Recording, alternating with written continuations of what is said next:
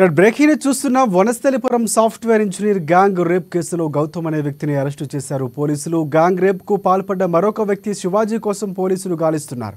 ప్రముఖ కంపెనీలో ఉద్యోగం వచ్చినందుకు ట్రీట్ ఇవ్వాలని గౌతమ్ మహిళను అడగడంతో వనస్థలిపురంలోని బార్ అండ్ రెస్టారెంట్ కు ట్రీట్ ఇచ్చింది ఆమె.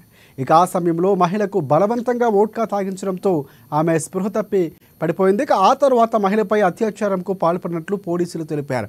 బాధితురాలు ఆసుపత్రిలో చికిత్స అందిస్తున్నట్లు పోలీసులు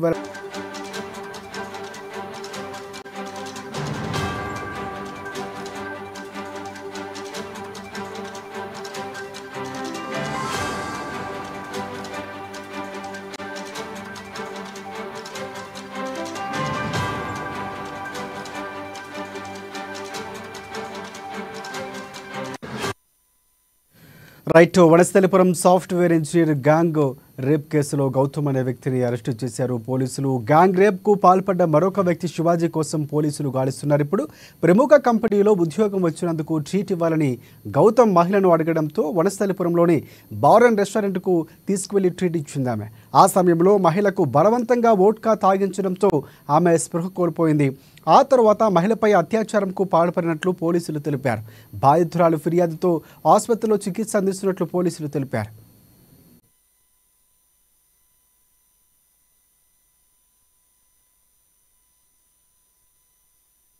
నిన్న రాత్రి సుమారు 7:30 ప్రాంతంలో ఒక యువతి సాఫ్ట్వేర్ ఇంజనీరు తనకు జాబ్ వచ్చిన సందర్భంగా తన మిత్రుడు గౌతమ్ రెడ్డి అనే యువకుడితోని, అతను చిన్ననాటి క్లాస్మేటు, 2nd క్లాస్ నుంచి 10th వరకు చదివేటువంటి కలిసి చదువుకున్న ఫ్రెండు.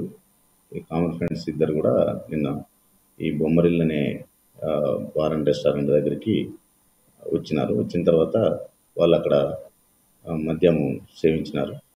మద్యం సేవించిన తర్వాత వాళ్ళు అక్కడ కింద ఉన్నటువంటి రూమ్లోకి వెళ్ళిన తర్వాత తను ఇంకొక అతను కామన్ ఫ్రెండ్ ఉన్నటువంటి ఇంకొక వ్యక్తి ఇద్దరు కలిసి అత్యాచారం చేసినారు. దీనిపై కేసు దర్యాప్తులో ఉంది.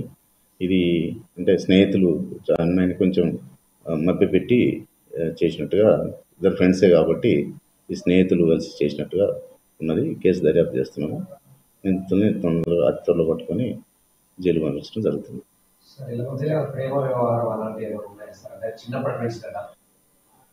అమ్మాయి ఫ్రెండ్ అని చెప్తా ఉన్నది.